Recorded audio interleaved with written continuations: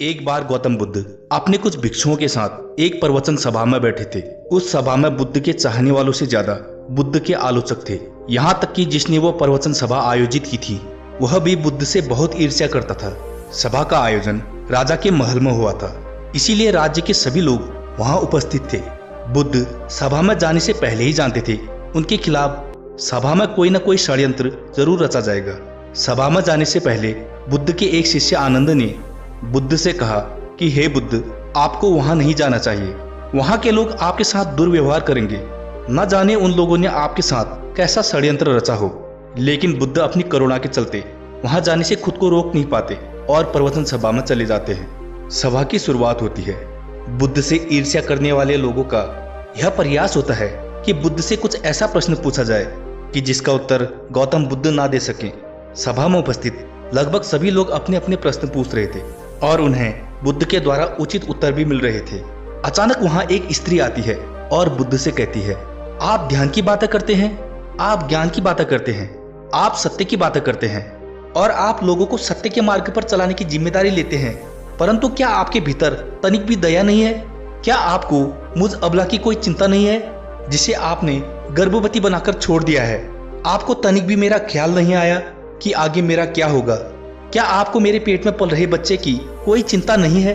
उस स्त्री की बात सुनते ही सभा में हड़कंप मच जाता है। सभी लोग अचंभित हो जाते हैं और एक दूसरे को देखने लगते हैं और तरह तरह की बातें करने लगते हैं। तभी सभा के बीचों बीच एक आदमी खड़ा होता है। अरे, स्त्री के सौंदर्य के सामने तो बड़े बड़े लोगों ने अपने घुटने टेक दिए हैं, फिर ये बुद्ध क्या है?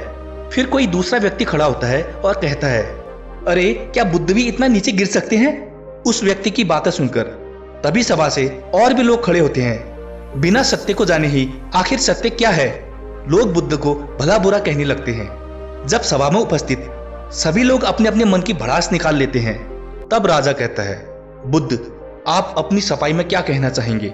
और राजा भी बुद्ध से ईर्ष्या करता था।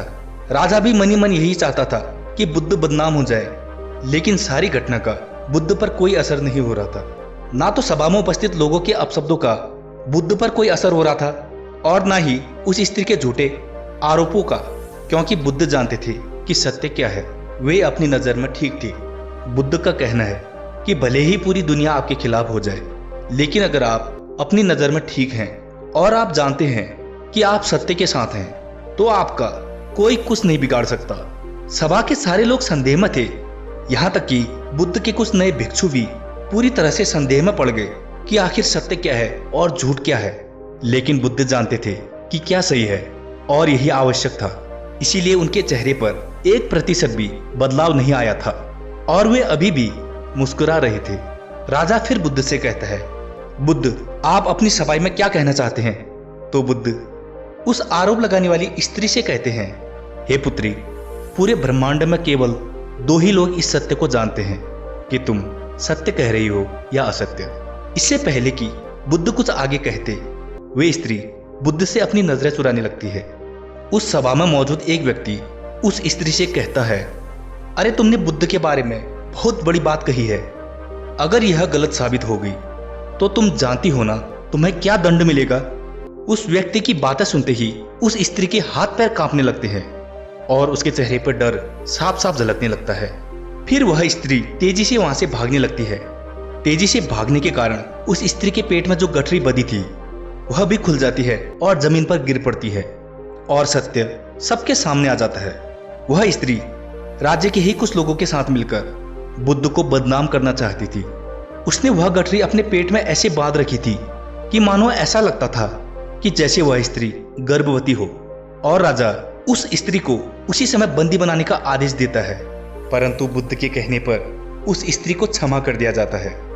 गौतम बुद्ध का कहना है, किसी भी इंसान में धैर्य होना और आपकी नजरों में सही होना इस संसार की बड़ी से बड़ी समस्याओं से, बड़े से बड़े दुखों से और बड़ी से बड़ी मुश्किलों से बचा सकता है।